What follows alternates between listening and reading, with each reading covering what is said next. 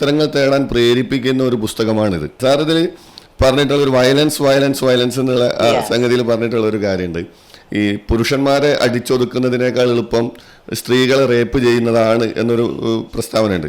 And അത് ഈ സ്ത്രീകളെ റേപ്പ് ചെയ്യുന്നതിന് പിന്നിൽ യാതൊരു സെക്ഷൽ ഫാൻറ്റസിയും ഇല്ല എന്നുള്ളൊരു കാര്യം കൂടി അതിൽ പറയുന്നുണ്ട്. എന്തായിരിക്കും പിന്നെ അതിൻ്റെ ഒരു ലോജിക്ക് എന്താണ്, അല്ലെങ്കിൽ അതിൻ്റെ പിന്നിൽ പ്രവർത്തിക്കുന്ന നമ്മുടെ ഒരു മസ്തിഷ്ക പ്രവർത്തനം, അല്ലെങ്കിൽ എന്താണ് അതിനൊരു കാരണമായിട്ട് പറയാൻ പറ്റുക? സെക്ഷുവലി ലൈംഗികപരമായി ഒരാളെ കീഴ്പ്പെടുത്തുക എന്നുള്ള മനുഷ്യർക്ക് മാത്രമല്ല, മറ്റു പല ജന്തുക്കൾക്കുള്ളതാണത്.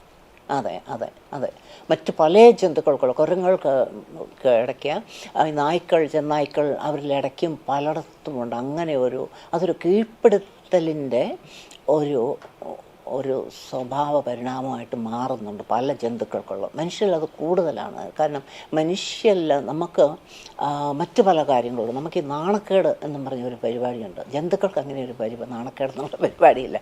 മനുഷ്യന് അങ്ങനെ ഒരെണ്ണം ഉള്ളത് കൊണ്ട് നാണക്കേടെന്ന് പറയുന്നത് സമൂഹം സൃഷ്ടിച്ചതാണ്. സമൂഹവും കുടുംബ വ്യവസ്ഥയും കൂടെ നിർമ്മിച്ചതാണ് ഈ നാണക്കേട്. നമ്മൾ സമൂഹത്തിലാണ് ജീവിക്കുന്നത്. അപ്പോൾ നാണക്കേട് ഒരാളെ കീഴ്പ്പെടുത്താൻ ഏറ്റവും എളുപ്പം എന്നത് ലൈംഗികമായി കീഴ്പ്പെടുത്തുക എന്നുള്ളതാണ്. അതാണ് പട്ടാൾക്കാരൊക്കെ മാസീവായിട്ട് ഒരു രാജ്യത്തൊക്കെ ചെയ്യുന്നത്. എളുപ്പത്തിൽ ചെയ്യുന്നു. നമ്മുടെ കേരളത്തിൽ തന്നെ കേട്ടിട്ടുണ്ടോയെന്ന് അറിയാൻ വയ്യ, തങ്കമണി സംഭവമാണെന്ന് തോന്നുന്നു പോലീസുകാർ ചെയ്തത്. അത് എളുപ്പമാണ്. അത് നമ്മളുടെ മനസ്സ് വളരെ പെട്ടെന്നുള്ളതായി വരികയാണ് വാസ്തവത്തിൽ. അതൊരുമാതിരി ഒരു ക്രൗഡ് മെൻറ്റാലിറ്റി കൂടെയാണ്. ഒരു കൂട്ടായ്മയ്ക്ക്, ഒരു ക്രൗഡിന് തോന്നുന്നതാണ് വളരെ പ്രത്യാശ. കാരണം ഒന്നിച്ച് വേണം അത് ചെയ്യാൻ.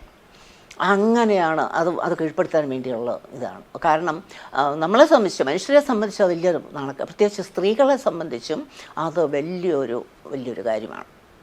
അത് വാസ്തവത്തിലൊരു ഫിസിക്കൽ ആക്ടിവിറ്റി എന്നതേ ഉള്ളൂ. പക്ഷേ നമ്മളെ മനുഷ്യരെ സംബന്ധിച്ച് അതൊരു വലിയൊരു കാര്യമാണ്. നാണക്കേടെന്നുള്ളത് നമ്മുടെ മാനസികമായിട്ടുള്ള നമ്മൾ സ്വരൂപിച്ച് വെച്ചിരിക്കുന്ന ഒരു സത്തയുണ്ടല്ലോ നമ്മുടെ, അതിനെ ചോദ്യം ചെയ്യുന്ന തരത്തിലുള്ളതായതുകൊണ്ടാണ് അത് എളുപ്പത്തിൽ ചെയ്തു തീർക്കാവുന്നതാണ്. ഒരു ജനതയെ കീഴ്പ്പെടുത്താൻ ഏറ്റവും എളുപ്പം അതാണെന്നുള്ളതാണ്.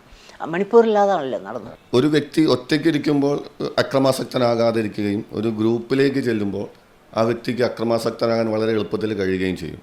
എന്നാൽ ഇതേ സമയം ഈ സ്ത്രീകളിൽ, ഇപ്പം പുരുഷന്മാരുടെ കാര്യം പറയുമ്പോൾ വളരെ റിയാലിറ്റി ആയിട്ട് നമുക്ക് മനസ്സിലാകും.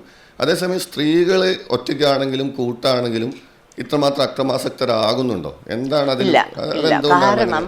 കാരണം ആണുങ്ങളെ എന്തിനാണ് നിർമ്മിച്ചിരിക്കുന്നത് അറിയാമോ? ആണുങ്ങൾക്ക് കൂടുതൽ ബ്ലഡുണ്ട്. ഒരു സ്ത്രീക്ക് 4.5 ലിറ്റർ ബ്ലഡാണുണ്ടെങ്കിൽ ഒരാണിന് അതേ വലിപ്പം ഒരാണിന് 5 ലിറ്റർ ബ്ലഡുണ്ട്. ഓക്സിജൻ കൂടുതലുണ്ട്. ചുവന്ന റെഡ് ബ്ലഡ് കോർപ്പസ് ഇല്ലാതെ ആണുങ്ങൾക്ക്. കാരണം ആണുങ്ങൾ പുറത്തു പോയി വേട്ടയാടി വൈകുന്നേരം ആകുമ്പോൾ ശാപ്പാട് കൊണ്ടുവരേണ്ടതാണ്. ആണുങ്ങളെ അതിനുവേണ്ടി നിർമ്മിച്ചതാണ്.